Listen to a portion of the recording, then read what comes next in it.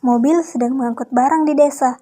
Seorang anak berbagi makanan ke adiknya, lalu mengambil untuk ayahnya juga. Karamel katanya. Ayah berterima kasih dan bilang, kita sampai sebentar lagi. Anak itu juga makan karamelnya dan memperhatikan pemandangan sekitar yang dilewati mobil. Melihat orang bersepeda, ia mengajak adiknya yang bernama Mei bersembunyi. Setelah melewati, ia bilang, ternyata bukan polisi, lalu menyapa orang itu. Perjalanan menuju rumahnya melewati banyak pohon juga. Mobil berhenti, ayah turun, mengucapkan salam kenal sebagai keluarga Kusakabane yang berpindah ke sini. Anak laki-laki melihat anak perempuan, ia jadi salting, mengucapkan terima kasih lalu lanjut pergi. Mobil berhenti lagi, kali ini anak-anak turun. Mereka melihat jembatan dengan air yang sangat bening. Ayah membawa beberapa barang, mereka sampai di rumah. Bobrok seperti rumah hantu katanya. Tiangnya juga sudah reot. Anak-anak itu memainkan tiang. Mereka senang tiangnya hampir roboh. Kakak memperlihatkan pohon yang sangat besar ke adiknya, lalu bertanya ke ayahnya, itu pohon apa? Pohon kamper, jawab ayahnya. Melihat kilau kecil, kakak menghampirinya, memungut biji. Adik juga mendapatkan satu. Kakak dan adik memperlihatkan biji pohon ek itu ke ayahnya. Katanya jatuh dari atas. Ayah memperhatikan di atas hanya ada atap biasa. Ayah mengira mungkin itu tupai atau tikus. Barang datang.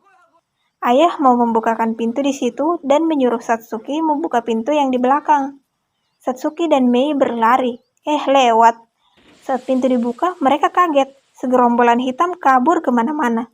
Mereka berteriak menantang, lalu masuk mencarinya. Tidak ada. Mereka memberitahu ayah tentang yang tadi. Ayah mencarinya. Tidak ada juga. Lalu ayah bilang mereka si debu hitam. Anak-anak memanggil si debu hitam supaya muncul kalau berani. Ayah memberi permainan menemukan tangga untuk membuka jendela atas. Segera dilaksanakan. Kakak adik itu sibuk mencarinya. Membuka pintu, kakak menemukan tangganya. Jatuh biji lagi. Satsuki memungutnya lalu naik tangga. Mei mengikuti. Mereka lalu teriak, tapi ternyata tidak ada apa-apa. Hanya ruangan hitam kosong kelihatannya. Jendelanya ketemu. Satsuki membukanya. Mei melihat si debu hitam. Satsuki memberitahu ayah, bilang ada yang aneh di sini. Ayahnya bilang, seru dong, dari kecil ayah bercita-cita ingin tinggal di rumah hantu. Satsuki pergi. Mei terus memperhatikan celah tadi. Melihat sesuatu yang muncul, ia mendekat. Memasukkan tangannya dan si debu hitam pun muncul lagi. Mereka kabur, tapi Mei berhasil menangkap satu. Ia mau memberitahu kakaknya, malah menabrak nenek. Ia pun cari jalan lain. Ayah memperkenalkan nenek ini yang mengurus rumah. Satsuki menyambutnya. Mei memperhatikan tangannya. Kok hilang? Ia bilang si debu hitam kabur. Jejak kaki Mei hitam. Satsuki juga. Nenek bilang itu ulah si jelaga yang sering muncul di rumah tua. Mungkin mereka lagi di atas membicarakan mau kabur kemana. Satsuki dan Mei mengambil air di sungai lalu memompa air. Nenek menyapu. Ayah memindahkan barang. Satsuki, nenek, Mei, dan ayah semuanya merapikan rumah. Anak laki-laki muncul. Melihat ke dalam rumah. Satsuki muncul. Anak itu memberi keranjang ke Satsuki. Katanya dari ibu untuk nenek. Nenek bilang, Kanta? Kanta kembali dan bilang rumahmu rumah hantu. Satsuki tidak menyukainya. Mereka makan kue ketan bersama, lalu semuanya pulang. Ayah memasak. Satsuki keluar untuk mencari kayu bakar. Anginnya sangat kencang. Satsuki ambil kayu lagi, lalu pulang. Mereka mencuci pakaian bersama-sama, lalu pergi naik sepeda. Melewati sawah, nenek bertanya, mau kemana? Satsuki bilang menengok ibu. Kanta juga ada, mereka saling mengejek. Ayahnya hampir salah jalan, istirahat sebentar, mendaki gunung, dan itu dia rumah sakitnya. Mei dan Satsuki menghampiri ibunya, memberitahu bahwa ayah berbicara dengan dokter. Ibu menanyakan tentang rumah. Satsuki memberitahunya, ibu senang mendengar rumahnya seperti rumah hantu. Katanya ia mau cepat sehat dan bertemu hantu.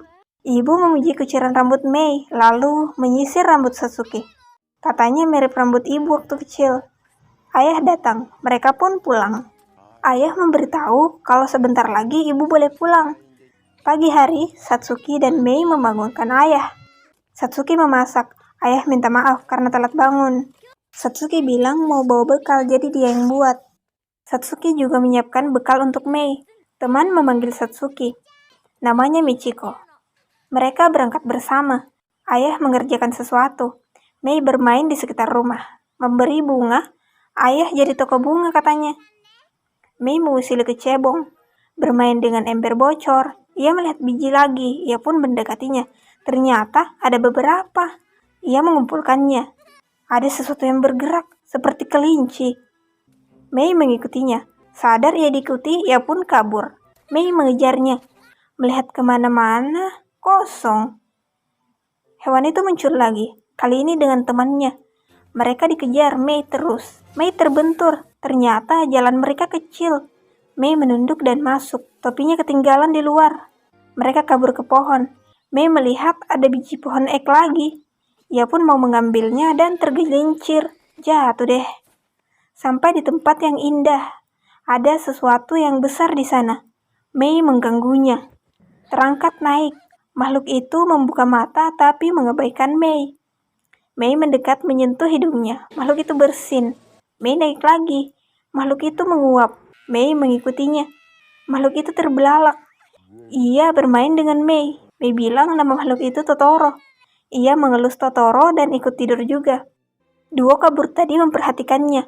Satsuki pulang sekolah, bilang, Mei di mana? Aku mau ke rumah Michiko. Mereka mencari Mei.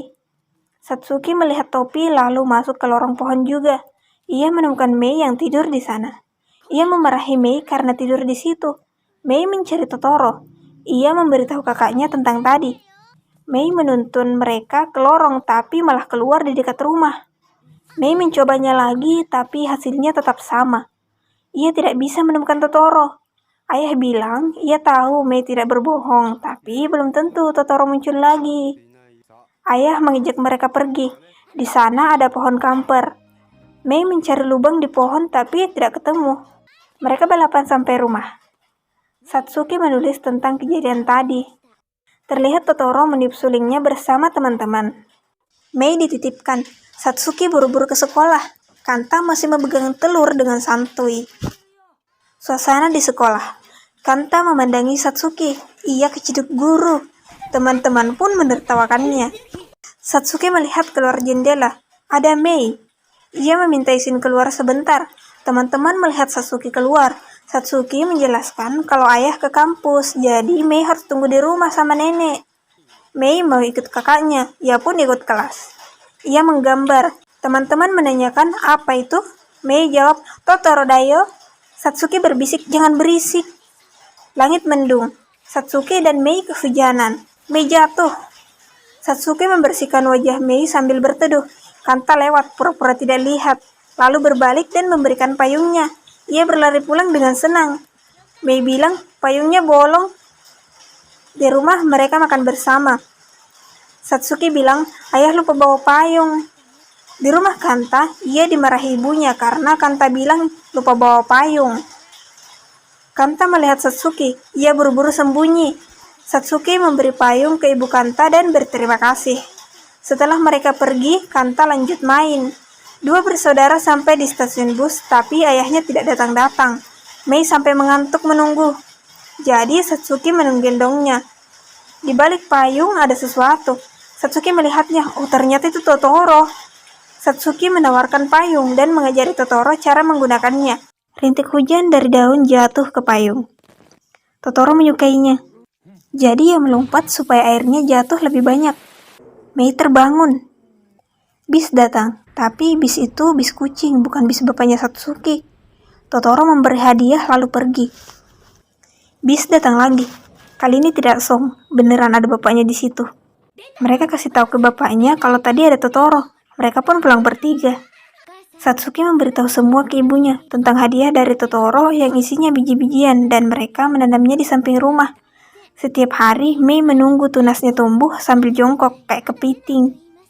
Mei bertanya ke ayah, besok tunasnya akan tumbuh? Ayah cuma jawab, gimana ya? Kalau Totoro pasti tahu. Ayah mengipas-ngipas. Cahaya masuk melalui pintu. Satsuki bangun. Ia melihat Totoro. Ia pun membangunkan adiknya, lalu mereka keluar dan ikut kegiatan Totoro. Tunas tumbuh semakin banyak.